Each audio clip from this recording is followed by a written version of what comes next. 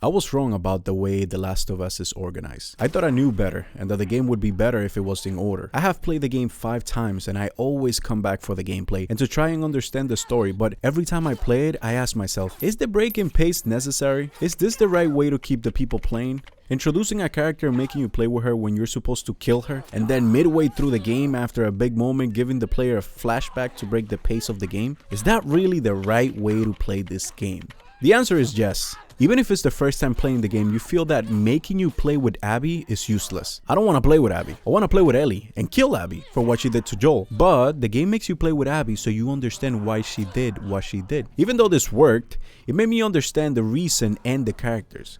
By the end of the game, I thought the right way to do the story was by going in chronological order. Imagine if they gave you all the flashbacks at the beginning of the game and then they give you all of the action without any breaks. This normally works in a movie or a show, but with the lack of attention players have, this is really hard to accomplish in a game. There was no way for me to put this to the test because there was only one way to play the game, how the devs intended. So I kept playing it just to enjoy the gameplay. I even tried playing the chapters in order after finishing the game, but it was a complete mess doing all of the research. Thankfully, they gave me exactly what I asked for.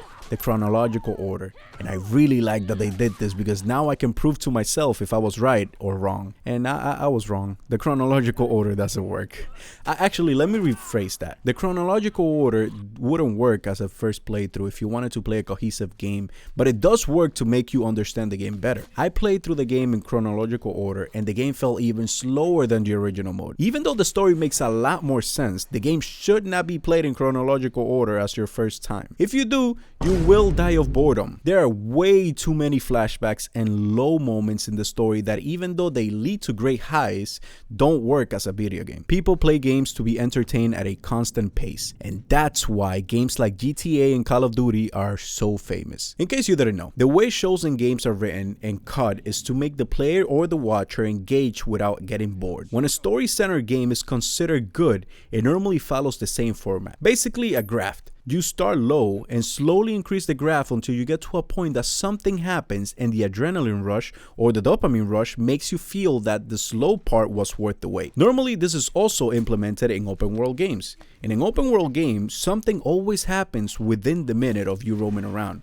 In shooters, you have cooldowns or abilities. You start with no abilities, but after a few seconds, you get one ability that changes the way the game works. It's the same thing with a story-centered game. Every bit of the story increases until you get a high that feels rewarding.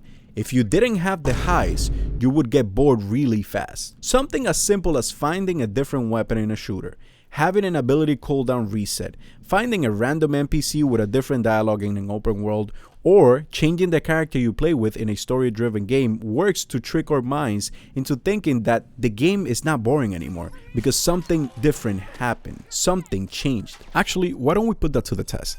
I'm gonna make a graph so that I can show you the differences between one and the other, chronological mode and original mode. Now, keep in mind, I've never in my life made a graph. This is gonna be my first graph ever. So if you have any issues with that, I'm sorry, what can I say? If I were to make a graph, half of the graph would be dead and then it would skyrocket and then it would stabilize until the end of the game. If we see the same graph on the original mode, you have the dead part of the graph at the beginning.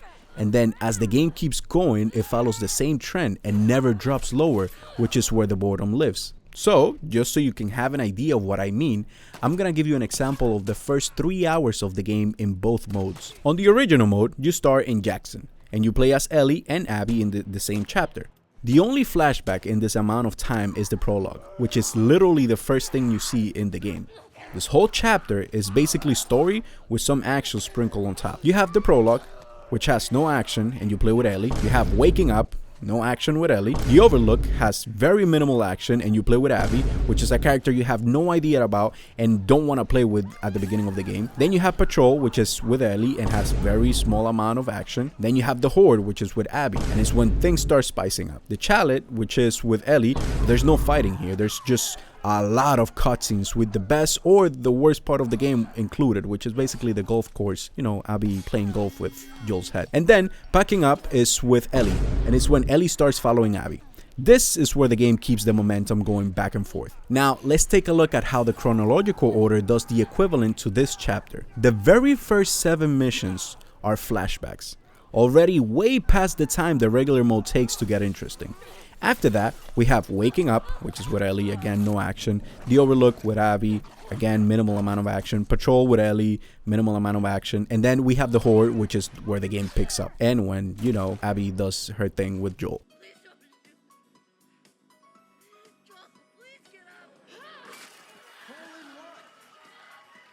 Now, let's imagine this game came out and there was no flashbacks at all. Do you think it would have worked? No, I don't think so, because the flashbacks do have a purpose. The flashbacks are there to give you more information about the characters, for you to fall in love with the characters, and the way the original mode does it is when it starts a chapter, and normally you understand what the game is trying to do, because at the end of that chapter you understand why they introduced that flashback. It's for you to sympathize with whatever reasoning they have. Now, this doesn't happen on the chronological order, because you kind of forget once you go past the middle of the game. Once you get past the middle of the game after chapter 3, you kind of forget what is going on. And even though you're not supposed to be reminded every 2 minutes because you're a grown-up, it is helpful when a game or a show tells you something in a subtle way. There's a moment in the graph that gets to a peak, and once that happens, there's a reset. This doesn't happen in both ways. In the original mode, the flashbacks always appear after a big moment to ease the tension or reset the hype meter to keep the player engaged and relaxed, so when something big happens again, you feel a bigger dopamine rush. In the chronological order, you get a snooze fest for the first 3 hours with all of the flashbacks, but once it picks up, the dopamine rush is there to stay. There's no resetting for bigger moments, but because you always have something happening, it kind of feels like the story is going as fast as any Fast and Furious. So after this analysis, pick your poison. Do you want the big moments to feel big and the story to feel like a roller coaster? Play the original mode. Do you want to suffer from boredom like I did when I was watching One Piece? And then you want the game to turn into non-stop action like I felt watching Jujutsu Kaisen Season 3? Play chronological order. Even though the chronological mode is constantly changing from character to character, and this is normally what we would perceive as something different because there's mostly cutscenes and no gameplay, it does not count towards that meter reset. But there's a lot of setup happening that you don't realize is important if you played it for the first time. In the chronological order, you do all of the flashbacks first, and there's a lot of them. You do all of the Ellie and Abby missions that lead to Abby playing golf with Joel's head. This is obviously where the game picks up, and it doesn't lose steam after. But if you haven't played the game, you're patient enough to understand what I am trying to say. The chronological order is a great way for you to understand the game and follow the character's steps as they happen. You will have to play the first few hours, and hopefully you get an energy drink or a coffee to keep you up. But after it picks up, you are steamrolling through the game and you will enjoy it. Now, if you want to feel conflicted playing different characters when you don't necessarily want to,